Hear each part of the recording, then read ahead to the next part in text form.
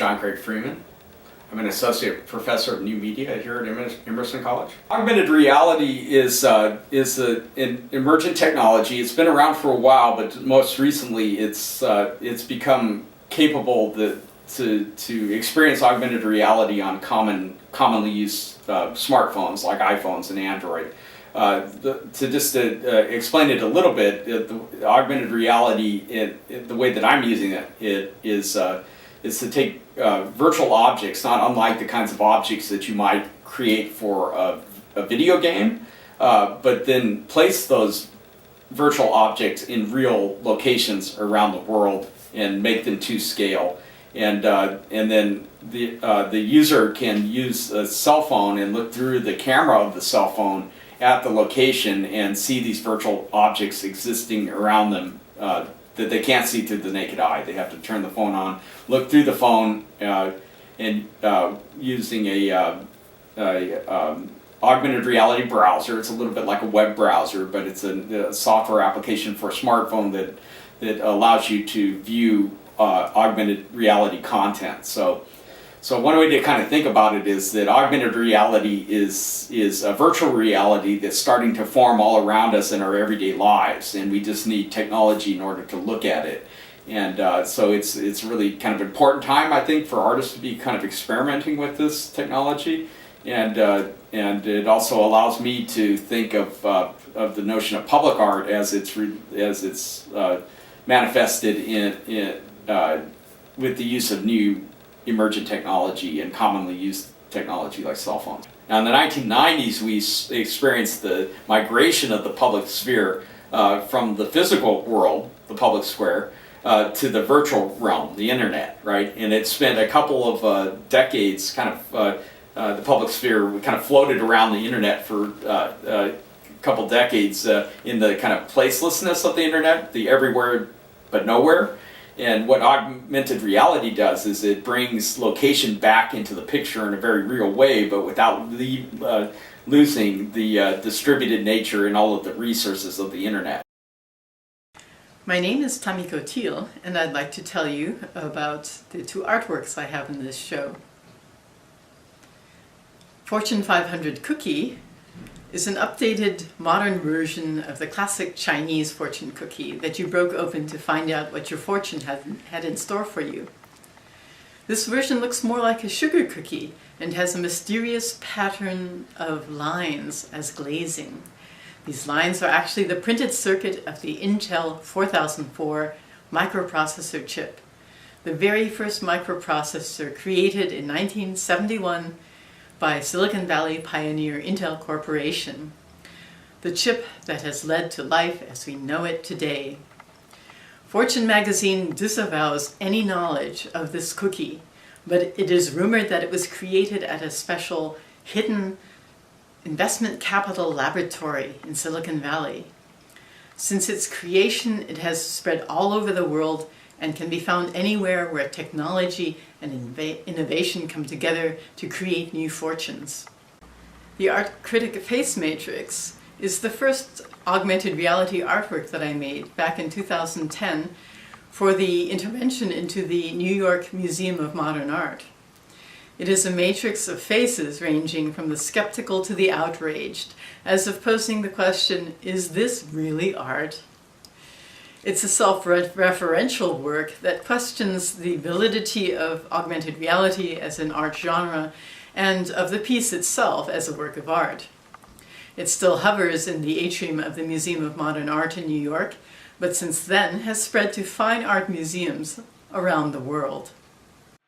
Monument to Cesar Chavez is an augmented reality public art project dedicated to Cesar Chavez and the migrant workers who have died making the San Joaquin Valley one of the most productive agricultural regions in the world. Built for smartphone mobile devices, this project allows people to see human-sized virtual calacas harvesting produce along the 10th Street pedestrian mall between J and K streets in downtown Modesto. Based on a traditional form of Oaxacan wood carving, the calacas are integrated into the physical location as if they existed in the real world. Born in 1927, Cesar Chavez was an American farm worker, labor leader, and civil rights activist who, along with Dolores Huerta, co-founded the National Farm Workers Association, which later became the United Farm Workers Union, the UFW. Cesar Chavez became one of the best-known Latino American civil rights activists. His approach to unionism and aggressive but non-violent tactics made his farm workers' struggle a moral cause with nationwide support. By the late 1970s, his tactics had forced growers to recognize the UFW as a bargaining agent for 50,000 field workers in California and Florida. Cesar Chavez, who died in April 23, 1993, became a hero of mine in the 1980s when I was studying public art and activism at the University of California at San Diego. The connections from the high-tech corporate campuses of Silicon Valley to the agribusinesses of the San Joaquin Valley can be traced in the migration of the world's manufacturing on its never-ending quest for the least expensive, least regulated labor force and the trail of economic devastation it leaves in its wake. Viewed through their own mobile devices, the augmented reality public art project from Silicon Valley to San Joaquin asks the audience to consider their own implication in this global history. This is Will Pappenheimer. I live in Brooklyn, New York, and my project for Modesto is called Lot Decorator, or it can be called Parking Lot or Farm Lot Decorator. It is a participatory art project, meaning that it is an artwork that gets made by the audience. Everyone must contribute a piece of the work in order for it to come into being. With this project, I focus on places that you normally don't think are interesting, or they are kind of empty in a way. The idea is to create an artwork there so it becomes interesting. It grabs people's attention. It's even beautiful. It's like a gift. Everyone makes it and leaves it for others to see, like a public artwork, except in this case in augmented reality. I'm interested in addressing areas that have a strong socioeconomic background. The project gives the public a chance to intervene and contribute to these sites. So for Modesto, I chose a couple of different areas that I thought needed this attention. First, we will decorate some of the downtown parking lots. There are many of them because apparently they were created to cover up areas of urban decline that had become unsightly.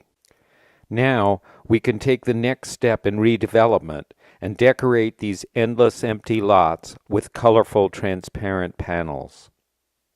Then there are the farm fields, hundreds of them surrounding Modesto and throughout the Central Valley. Often when you see them, they might seem vast or vacant, but they are the places where many farm workers work very hard each day to get us food at very cheap prices. So we can decorate some fields to make their environment more interesting, more colorful and surprising.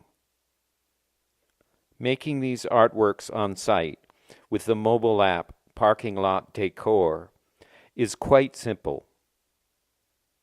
You walk to a place where you want to put up a color panel. You choose a color from a list of software company colors from the very successful Silicon Valley companies around San Jose. You decide how tall, how wide, and how far off the ground you want this color panel to be, and then you click a button and it appears. You can walk to different places in the area and do this many times so that you will start to create an array of color panels. The panels are transparent so that cars can see through them and they won't get into accidents. There was another project that was done at the 01 Biennial that was called the Chinese Takeout, again done with Lily and Hung Lee. And this had to do with the recent news reports where corrupt regional government officials in China were caught selling the organs of Falun Gong prisoners, and they kept resurfacing in the news. And so we did a project called Chinese Takeout. Turns out that the container that human organs are shipped in. Looks an awful lot like Chinese takeout containers, same kind of shape and colors used and that sort of thing. So we did a project where the number of these Chinese takeout containers that have printed on the side, in addition to kind of enjoy, it also says human organs instead of Chinese takeout. And these objects are kind of floating in from the east to the west, you know, so you can stand at the Golden Gate Bridge and you'll see human organ containers kind of slowly floating over from China. And so we have those at a number of the locations. The Golden Gate Bridge, at the gates of Chinatown in San Francisco, at the Powell Street Turnstile, and also in San Jose as well.